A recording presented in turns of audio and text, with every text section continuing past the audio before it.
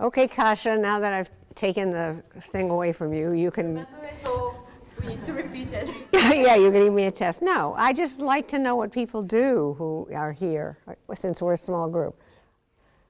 Go on. Shall we go on with our in-conversation format, or you want to? Yeah, but I thought we'd involve people, okay? So go ahead. Yeah. All right, so tell them how you happened to get me here. Good question. I keep asking myself that every day. This is 4 lads from Liverpool, a preparation study for the commission. We are just about to finish in Stanley Dock here in Liverpool, a response to the celebrations of 50th anniversary of the Beatles' the Sgt. Pepper's Lonely Hearts Club album. We got a carte blanche from the city in terms of inviting the artists, and that was in December, I believe. At that point, we met with a group of our colleagues for a little emergency brainstorming session about who to invite. And, well, the answer was just right there in front of our eyes. We made a decision quite quickly to invite Judy, and there are several reasons for that. First of all, as you all know, there is a lot of the Beatles stories going on in this city, and we really wanted to claim it for ourselves and to do a project which wouldn't capitalize on the Beatles' fame and amazing success, but which would have a very strong identity.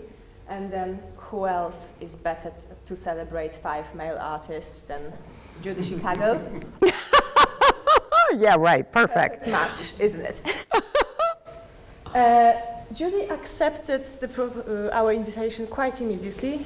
I would say you didn't hesitate for a very long time, I think. After I talked, first I had to talk, you had to talk to me and kind of talk me into it, remember? Yeah, well, I had a good argument. Mm-hmm. Judy just finished a major project when we spoke on the phone for the first time, and you were hoping to relax, I think. Take a little time off.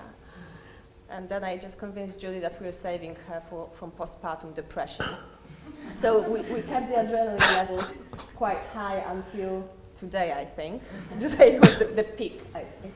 And yeah, I mean, when Judy sent this design, I was quite surprised because as you can see, it's not controversial at all. It's very friendly, it's audience friendly, it's all fantastic and figurative and easy, I would say. So I thought we can discuss today, where does it sit in your practice? Because we usually, when we see the name Judy Chicago, that's Gary painting, we imagine images like that for the works from early 70s, and I just did a selection of those 3 because we're just in the process of acquiring them for Tate. So that's the red flag, 72, is it? 71? 71, I think. This was 72. That's the shot from your installation at the Women's House, the menstruation bathroom. So it's all quite back then controversial images which broke certain taboo. So I was just wondering that maybe we owe people the explanation how does relate to what you were doing before. And one of the first things I thought of, that's Judy painting the sketch, was your sense of color and how this commission in Liverpool really encapsulates what you have been doing for the past couple of decades, and just as something to compare this image with, it's one of your iconic images, yeah. To the flower. Yeah, so let's stay on this for a second. Those images, Gunsmoke and Red Flag and the menstruation bathroom, I need to speak up? This is like, Donald knows that always blows me away because for so long people wanted me to shut up. Those images came out of a period where I was dramatically changing my practice because the first 10 years of my career, it was just not possible to make art that had any gender identity whatsoever. In the 60s, that would have completely disqualified me as an artist in the LA art scene, which was very inhospitable to women. And so, I tried in the first 10 years of my practice. I made a lot of minimal art. I also made a lot of large-scale art.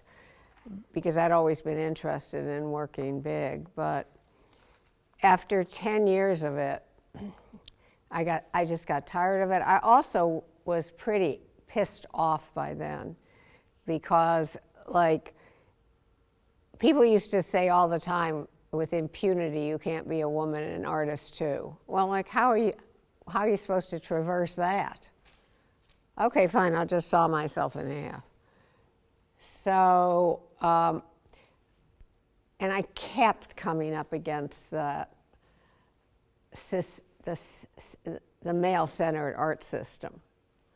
And, you know, it made me really angry, and I had a lot of pent-up feelings about being a woman and wanting to be able to make art that came out of my sensibility as a woman as well as an artist.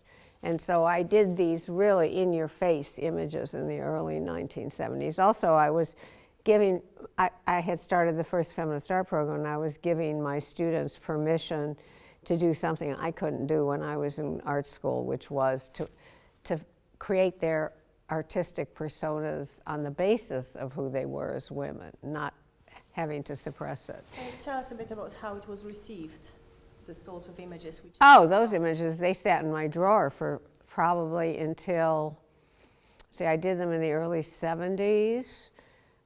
They sat in my drawer, flat files, until the early 1990s, when Amelia Jones was doing this exhibition called Sexual Politics, Judy Chicago's Dinner Party in Feminist Art History, contextualizing the dinner party in 20 years of feminist theory and practice. And she came to visit, and she was going through my flat files, and she saw them, and she flipped out.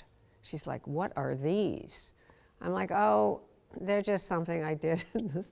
Anyway, but also I had been kind of experimenting to see if maybe I wanted to change my practice altogether, but I didn't. What I wanted to do, and that's when I started doing these images, I wanted to try and figure out how to fuse my content with the formal language I had already developed. Yeah, because there is this change from photography, documenting performance, to those more figurative, pastel-like, very beautiful images. I mean, that's another category I wanted to ask you about in terms of the mural, because many people walk out the terrace of the Titanic Hotel and they're just like, "Whoa, this is so beautiful," and this is hardly ever your reaction to you have in a contemporary art museum. I mean, that's not the phrase that keeps being repeated very often. Well, I mean, a lot of the work I did in my first decade of practice, I guess, was beautiful, but I mean, I cannot emphasize how difficult it was. You know, like, I would be in a major show with a lot of my major peers, and they would get galleries. And I would be in the same major show, and nothing would happen. And I would be in another major show, and they'd get opportunities. And I'd be in the same show, and I wouldn't get any opportunities. I had to make all my own opportunities for most of my career. So that was the other reason it was interesting when you contacted me, Kasia, is that, you know, I haven't had that many commissions or opportunities like that from an institution. And this one was so out of the blue and off the wall. It was, you know, it's been incredibly challenging to do, too. On the wall. Yeah. I mean, I would like to get back to the opportunities and then the opportunities you created for yourself when the institutions failed in that respect. But maybe before that, let's focus on the color of your work. So that's because. Oh yeah, well, color. Because that's just one of the things which links the mural very much to your paintings and your graphics from Yeah, the 70s is the color. onwards is the color. So it's amazing. He was a painter who executed that painting, Judy's Vision, and he did it by himself. He was the He is only still one doing it by himself. Whenever Judy had a remark about the color, he was just like, "Yeah, this is very spot on." So he kept repeating that Judy knows her color. So, and you started to learn how to paint and how to draw very early on. Yeah, I started going to art school when I was 5. I always wanted to be an artist. And the amazing thing about my color is that when I was in graduate school, my painting teachers hated hated my color, like really hated my color, to the point that I felt like, I guess I have a horrible color sense. And so for a while I stopped using color. The only good thing about that was that it forced me to like develop other formal means in terms of shape and surface and objects without color, making them work without color. And then when I started bringing my color back, you know, then I had a kind of greater formal mastery. But in the late 60s, I said I really did a lot of work on color. I was interested in trying to figure out how to use color emotively, kind of the opposite of Albers. So I just did all these color studies, taking a form and turning it and changing it and having it open and close through the use of color. So by now, you know, I know a lot about color. It was also quite interesting to know that it was criticized so heavily, whereas it was very much present in pop culture at that time. Because when we saw the Mark Morris performance, one of the things, like one of the parts of this festival, his costumes like matched your mural. And when you look at Sgt. Pepper's album cover, again, those colors are very, very much there. So those colors were but actually saturated with them. that's interesting, Kasia, because actually I remember that period. In fact, I was saying to Donald, now that Gary is just finishing the lettering, when the lettering was white, you didn't see it so much, but now that the lettering is purple with white outlines, suddenly the mural looks a lot like those psychedelic images from the 60s. And I knew, I deliberately was trying to push my color in the rays and stuff into, how many people have seen the mural? How many people haven't seen it yet? So most of you have seen it already. Anyway, I was trying to pull the rays into the psychedelic, but I realized that, you know, when Gary started working on the lettering, that the whole image really conjures up that period. But I remember that was pop culture. That had nothing to do with real art. That was the attitude at the time. So it's only now, because of the changes that have taken place in art and the, you know, bringing into art high art, openly kitschy subject matter and, you know, ideas and stuff like that. Thank you, Jeff Koons. You know, that making a mural with psychedelic colors would be acceptable in a high art context. In the 60s, it would not have been. Absolutely would not have been. It's true that the first time you were shown at Tate was in the context of the pop show. Right. So, and there were a lot of feminist artists in that context, and suddenly it appeared that they all worked with similar aesthetics without even thinking about it. I mean, as you can imagine, discussing colors over the phone with Gary, with Judy being in New Mexico and him being here in Liverpool, and us trying to figure out what's going on with the place was a kind of a complex process. I think it was very interesting to observe how you and Gary, knowing about painting and color, get to the point of like reaching a satisfying result. But here, I mean, it was a very close collaboration, and that's something that Michael mentioned at the beginning in the introduction. Much of your work has been collaborative. Well, I've gone back and forth from working collaboratively to working by myself, although, you know, all my ideas start by myself, in my studio by myself. And then, based on what it is I want to do, I decide whether it's best done with my own hand or whether it needs other people. Also, there's a lot of collaboration in the art world that is not considered collaboration. For example, Henry Moore is known for his big sculptures, right? Everybody in the art world knows that whenever a photographer came to Henry Moore's studio, he dismissed all the assistants who were working on his big sculpture, and he stood there by himself as if he had done it himself. Same thing with bronze casting, same thing with print shops. but nobody comments on those collaborations. They're invisible collaborations. I have tried to make my collaborative process visible and give credit to the people who work with me. I will show you a bit of behind the scenes. That's Gary Jones. And still Gary looking at the sketch and not looking at what he needs to face. Oh, right. In her room, and I need to also say, in terms of behind the scenes, we had a camera installed when Gary first started to paint. Oh yeah, when we started, they installed a live feed, and so every morning, Donald and I would get up. That's the first thing we'd do. We'd go look at Donald's computer, and we'd see where Gary was. And I remember when he was painting the rays, I talked to him. I said, Gary, the green in the corner is not dark enough. He got really uptight. And finally, when he changed it, he said, oh, Judy, that's when he said that you were spot on. And then everything shifted between us because, you know, when I first got here, he had already painted the rays. I don't know if any of you read the article in The Guardian. Did anybody read that article? Well, when the guy who wrote it, Chris Campion, came to New Mexico to interview me, he said, well, how many people are working on the mural? It must be a team of 10 or 15. And I'm like, come here. And we went into Donald's office and we looked at the computer and there was Gary on the scaffold by himself. And Chris Campion could not believe his eyes.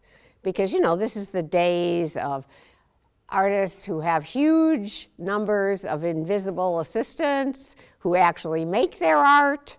You know, I mean, I know stories of artists just coming to a museum where they've been invited to work and turning over a little sketch to the fabrication department and they make the work. The artist doesn't even touch it. In fact, a lot of times the artist doesn't even know how to make a work that as big as they want to make it.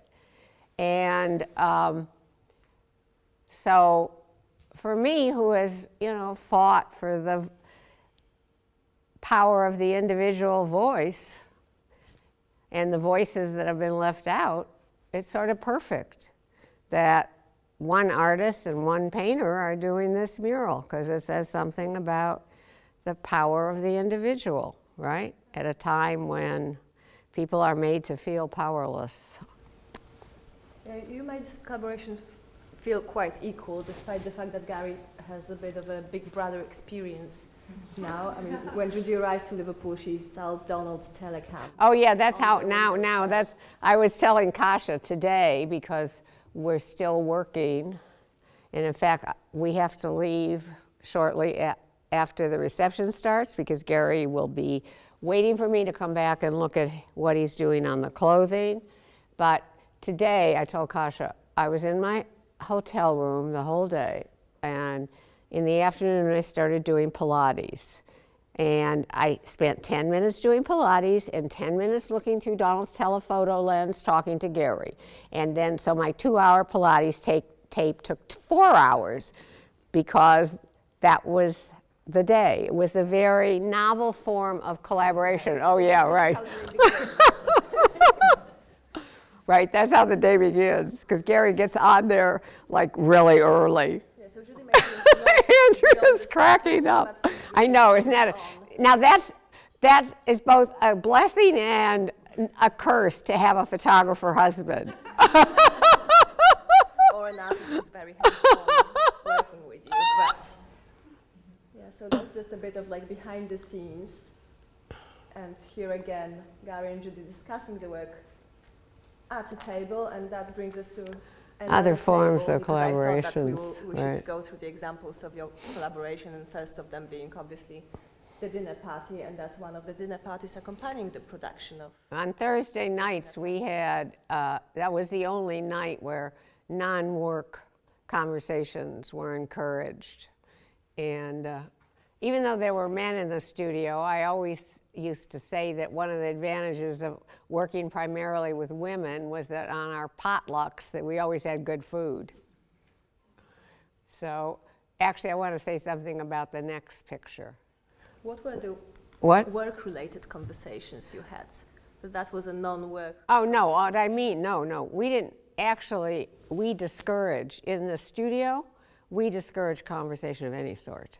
One of the things that people haven't really explored this, although there's going to be a show at the Brooklyn Museum and a companion show at the National Museum of Women in the Arts in the fall.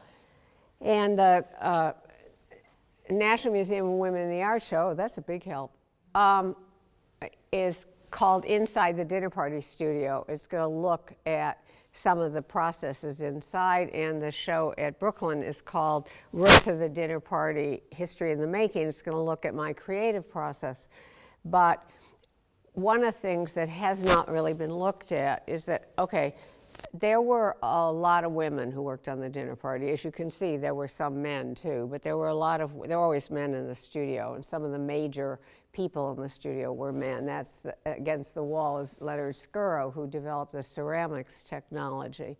Anyway, a lot of women who came in the studio did not have good work habits. There's, in fact, there's a joke among some of the people, our alumni, dinner party alumni, or as one of the dinner party workers calls them, the dinner party leftovers. We have some very, very accomplished dinner party people, including now an award-winning film editor, and also a woman who manages Bruce Naumann's studio. And she always says she learned to work in the dinner party studio. And there's a very famous picture of her. Her name is Juliette Myers, from an early dinner party book of her sitting at because she did research, and there's a sign that says, "Don't talk to me or Chicago will kill me."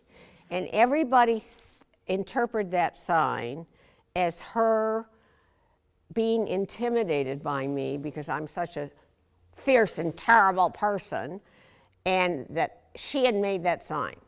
No, I made that sign. And I put it there because this is what would happen. Juliette would be working, and somebody would come over, and they'd say, "Oh, Juliette," and boom, boom, boom, boom, boom, boom, boom, boom, boom. 20 minutes later, she would forget where she was. And so we had a conversation about learning how to focus when you work, and learning how to say when somebody comes up to you, "I'm sorry, I'm working." For a lot of the women in the studio, that was a revelation. In fact, some years ago, I met somebody who had visited me in my studio in the 60s, and she said she came there with her artist boyfriend, and we had a cup of coffee, and then I said, "I'm sorry, I have to go back to work." And she told me 30 years later, it was the first time in her life she had ever heard a woman say that. So wasn't the time when it was popular for artists in general admitting to work. Work wasn't really a cool thing to do, everything. Not for women. Yeah. Right, so, I mean, that's in the middle, you see the person with the blue vest? That's my mother, my late mother. This was my 39th birthday, and the whole studio did a birthday party, and we went around the circle and everybody spoke. And my mother stood up and she introduced herself, and she said, after she retired, she came and worked, she typed research cards. She stood up and she said, "I'm the mother of all of this." And I was like, oh my God. You know how you feel at Parents' Day when you're 6 years old? I don't know, do you have Parents' Day here? Oh my God.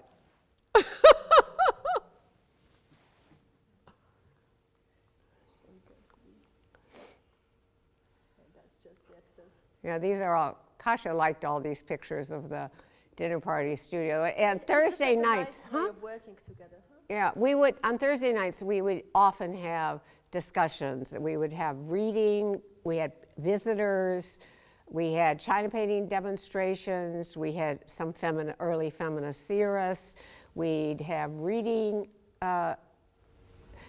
You worked together for many, many years, so it was like a... Well, there was a kind of core group of maybe 20 people who kind of were the mainstays of the dinner party studio. And then there were, you know, dozens of others that kind of came for short periods or came in and out.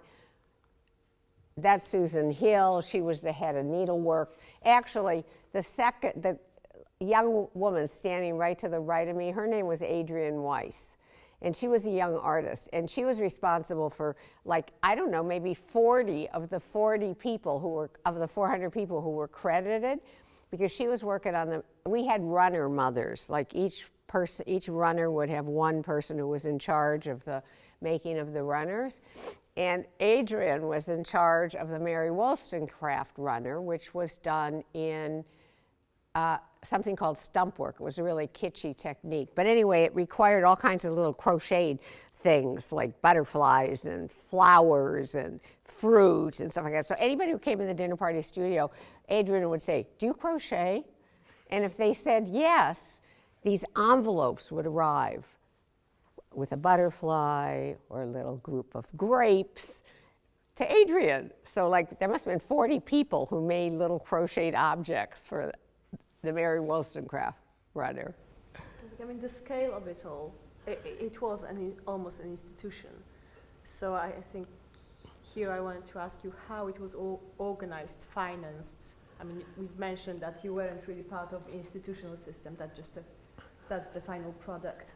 But, you know, it will take us to your organization, to the flower. I mean, you did it all with other people, for yourself, for the work. There was no one institutionally supporting. Well, there was one institution that was supportive, and that was the San Francisco Museum, which was run by a man named Henry Hopkins.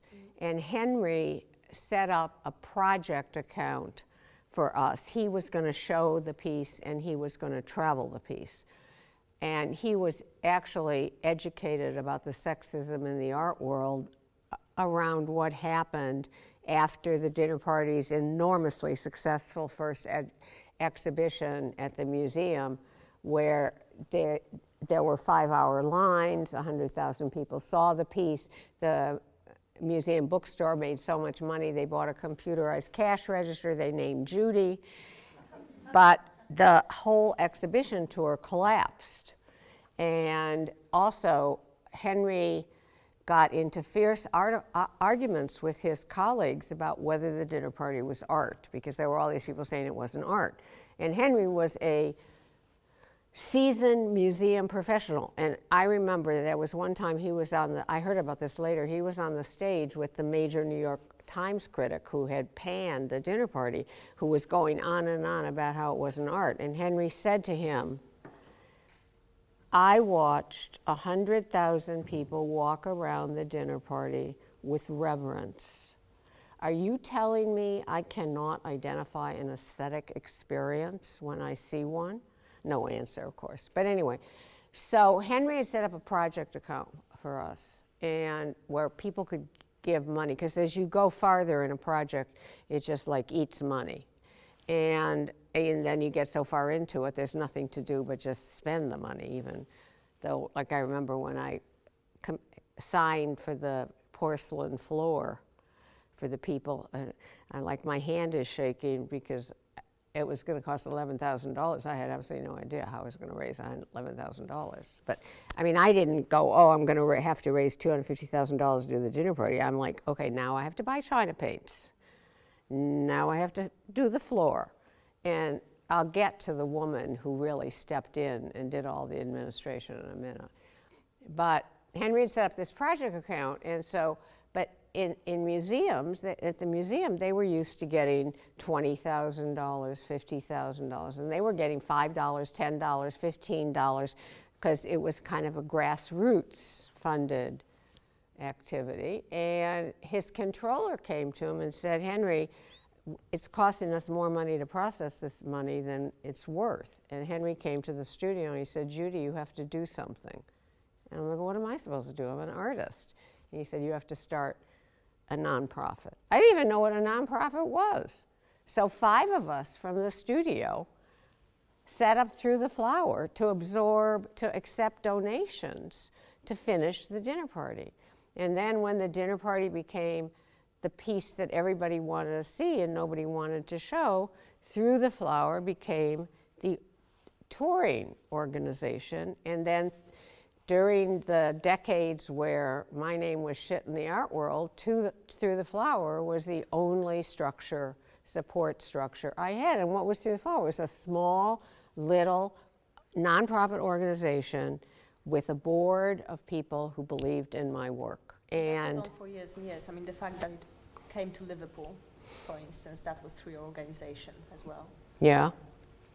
So, and it's still continuing, like its activity. I'm sorry, Kasia, I didn't understand. The website, what you... Oh, Through the Flower. Oh, Through the Flower continued. Oh, yeah.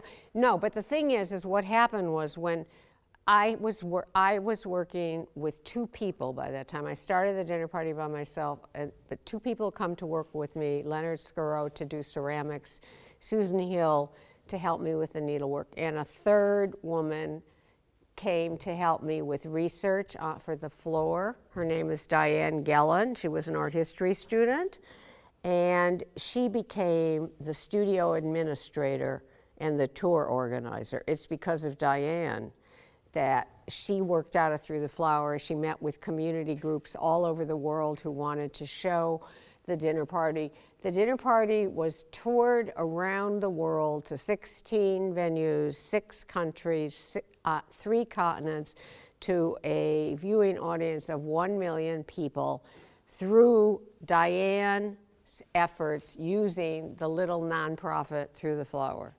It's a miracle. I'm asking about all this because you started it for different reasons, but now when the institutions are constantly underfunded, when the artists don't get exposure beyond the commercial art system, it seems very relevant what you did and what you continue doing for rethinking the art system now. I mean, what are the other alternatives for us if we don't know how long the public art system will be there for the artists to support them? And of course, in America, we don't have hardly any public art system. You know, I mean, the National Endowment for the Arts, which is always underfunded. You know, I mean,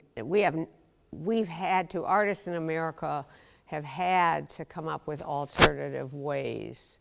Unfortunately, I mean, people ask me about this all the time. I mean, the dinner party illustrates the limits, like you're talking about the institutionalized distribution system for art. That even though there was a huge audience for the piece, the museums refused to show it. And so instead of being responsive to the audience, they were resistant to the audience. And, you know, I mean, it was a big lesson for me what happened with the dinner party. And then all the rest of the collaborative projects I did, the Birth Project, Donald and I did this big project on the Holocaust. Oh, this is the Birth Project. The reason Kasia wanted to show this slide, and Donald suggested it, was because of the unusual way I'm collaborating with Gary. You know, a cell phone, telephoto lens, a live feed. Okay, the Birth Project, which consisted of 85 works on, in needlework or combining needlework and painting on the subject of birth and creation, was executed by 150 needleworkers who lived all over America, in Canada, and as far away as New Zealand. And so I had to come up with ways to look at their work and critique it, which I did with the telephone, UPS, FedEx, and by going around the country and doing what I called reviews, where I would look at the work. So this is half of a 22-foot crochet, the bottom half. And these are all needleworkers with whom I was meeting to look at their work in a building in New York, an apartment. That's Dolly Kaminsky over there next to me. And we had to go up on the roof to stretch out the crochet so I could look at it and critique it. So my collaboration with Gary is not the first unusual form of collaboration I've had. The first large-scale project. I mean, we thought that we'll show some of the large-scale projects just to show what opportunities you've created. Oh yeah, like for yourselves, and maybe then we can open it up to. Good, I think that's a good idea. So in the 60s, again, in terms of collaboration, also in terms of scale, that I've always been interested in working large scale. in the late 60s, and also this also relates to the Tate acquisition, because Tate Modern has just acquired 10 works on paper of mine, plus a video of my early atmospheres. I called these atmospheres, they were fireworks pieces. And I would just go out with my friends, a group of friends, and everybody would do something. Either people would light the fuses for the flares, the smoke pieces, or they'd take pictures, or they'd bring food, or something. So from the beginning of my career, I was interested in collaboration and also in working large. I stopped doing fireworks in 1974 for 2 reasons. One, I couldn't get enough, because I kept getting bigger and I couldn't get enough funding to go bigger.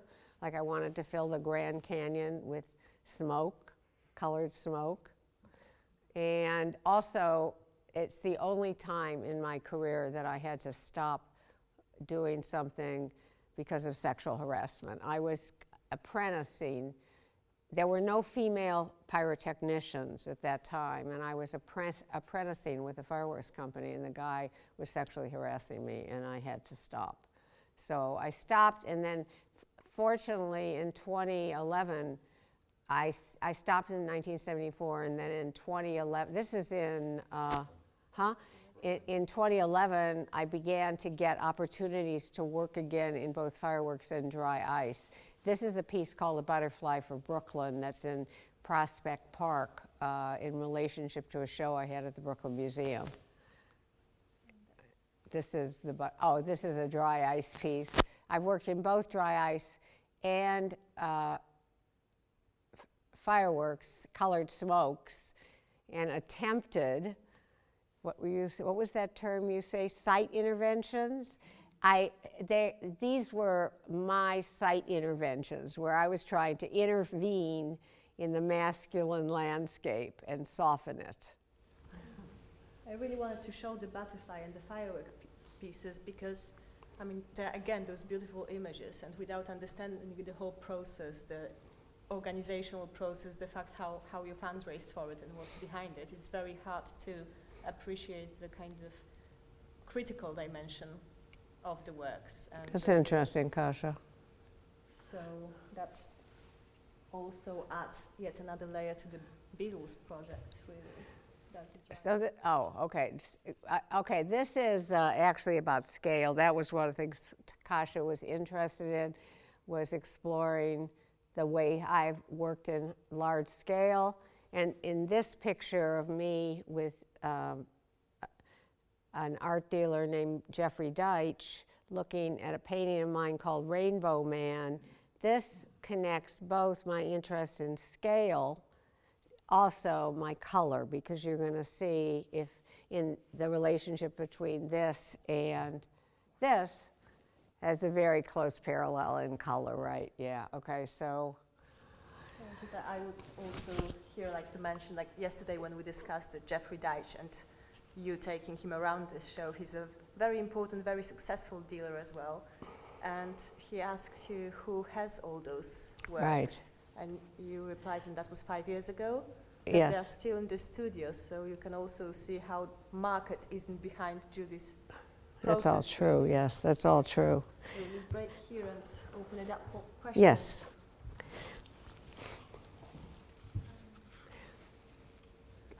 Now you have to talk louder. Yes.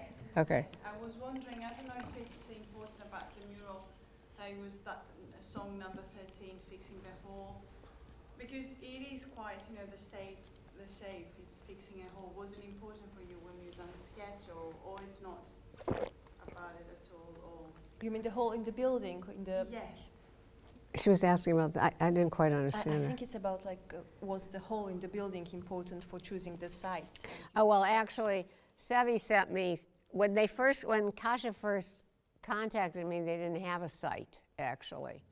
So she sent me the song, which I didn't remember, although I remembered the Beatles and I remembered the album. But then Donald pulled up the song on iTunes and we listened to it and we both remembered it, okay. But I didn't really relate to the lyrics that much when I first read the song. I'm like, how am I going to do this? You And mentioned that you preferred the When I'm 64. Yeah, right. I want, because I'm getting old, and so I would have rather have, but of course I just did a big project dealing with that. So actually it was just as well I didn't do it again, because that's like, what are you going to do? Anyway, so Sevi sent 3 possible sites with a lot of information about each one, like, where they were, what the neighborhood was like, blah, blah, blah. This, as I've been saying, this was my least favorite of the 3. But then as I began to do research on the song, and I found a way into the song through something Sir Paul said rather recently about it, then this seemed like a logical building, because it already had a hole, right? But what gave me an avenue into ideas for an image was something he said about fixing a hole, because there were all these interpretations about it was about drugs, or it was about the house he was working on in the country that had a hole in the roof, but much, much later he talked about fixing a hole actually in the culture.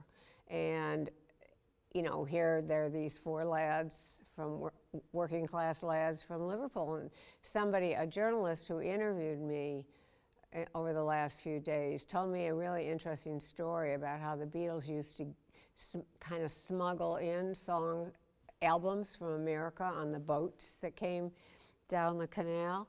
And I thought, yeah, that's just like me searching out my history as a woman, at a time when I was told women had never done anything in history. And so, and because of course, Kasia, when I wrote a statement, they asked me for a statement, she said something about how, of course, I had spent my life trying to fix a hole in art history that left women out. So that was my avenue into it.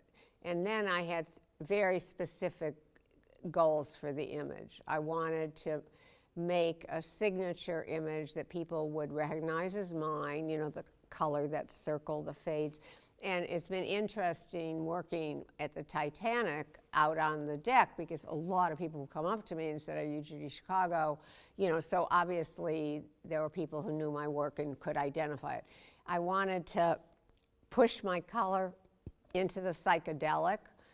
I already talked about how that was a taboo in the 60s for a serious artist, but it was fun to do in 2017 when it was possible. And then I wanted not to, because the mural was one of the only works connected with the celebration that was going to be here for a while after the celebration was over, I didn't want the title to be the name of the song, because that would kind of tie it to a 3-week period. I wanted the title to be, and the image to be, a celebration of the unlikely path to the stratosphere of the Beatles, again, because it tells you what individuals can do, right? So considering what my goals were, the fact that one person is painting it, it seems really fitting, even if it didn't get done on time. We couldn't control the weather. We just couldn't. We couldn't afford it, basically. Anybody else?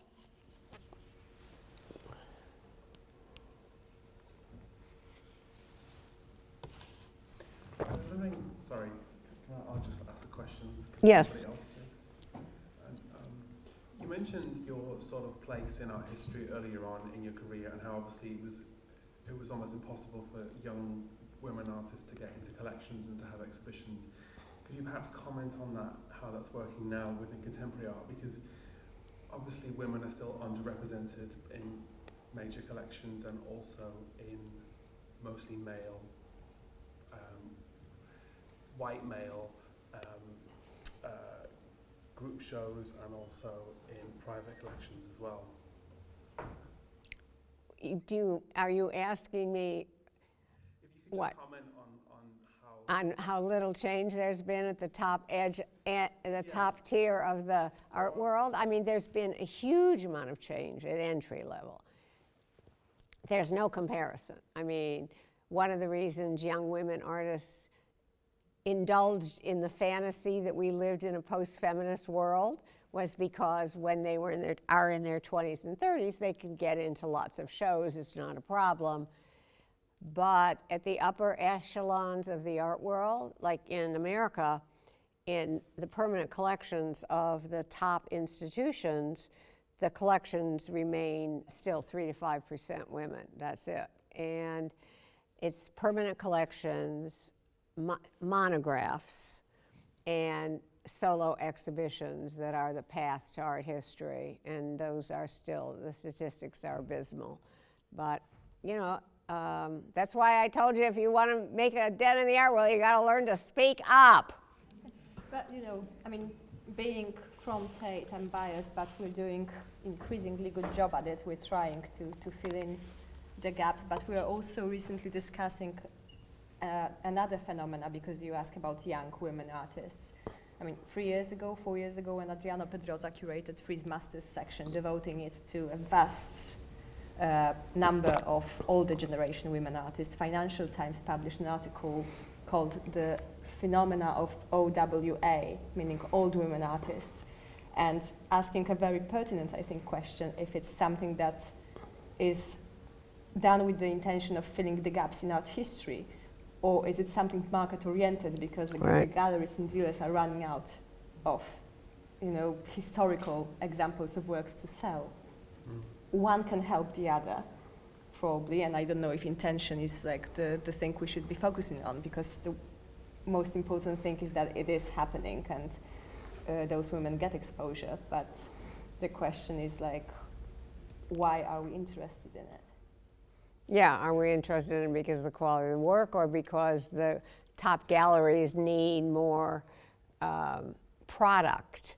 And there are a number of under-recognized older women artists who have drawers full of work that's very cheap. So, I mean, but the market, the dangers of the market is shared equally for young male artists and young women artists. I mean, maybe the women won't make as much money, but the male artists are going to get gobbled up and spit out too. So the market is a ferocious beast. Yes, did you have your hand up over here? No, okay. All right, yes, you do, okay. Yeah, it's about the current political status of art funding in America and how this is a setback, and I think we were also discussing that at some point, that there is like that there was this moment of hope. And yeah. Somebody is just bring. Oh, but the thing is about arts funding in America, I mean, yeah, in the when I was working on the dinner party, I went to several of the studio people and I went to Washington and sat in the office of the head of NEA, and I cried, and we got a little money. But I mean, NEA, there's no comparison between the kind of art funding that's been available in Europe to what's unavailable in America. I mean, there's just no comparison. I mean, for one of the things I tell young artists all the time is if you can't generate money, you can't make art. That's it. Forget it. You have to be entrepreneurial. And it's not fair, it's not right, but it's the way it is. I mean, I've had to raise money. I still have to raise money. I mean, from the beginning. And as Europeans lose the largesse of the government, Europe is going to also have to do this. I mean, Canada, like, there was a guy who was the deputy director of the Brooklyn Museum when the dinner party was acquired for its permanent housing, and then he went to be the head of, he's Canadian, be the head of the National Gallery in Ottawa. And in Canada, they also have a huge amount of government funding, okay? And they have an artists' union there. And the artists' union's very powerful. So the artists' union was trying to ensure that whenever one of their works was shown in a Canadian museum, if, let's say I had a work in the National Gallery, collection, whenever that work was shown, I'd get a royalty, okay? Great idea, right? Mark Mayer stood up on a table and he started screaming. You know what'll happen? There will not be one Canadian artist shown in any museum outside of Canada. That's what'll happen. So the art system is a really brutal system. And also, you know, art is a generous impulse. And it's right up against commerce, which is not generous. And how you navigate that, that's really tough. On that positive. Yeah, sorry. I'm getting But that doesn't mean you shouldn't try. You should try, and you should give them hell, and you should stand up for what you believe, and you should speak loud. Okay? Thank you.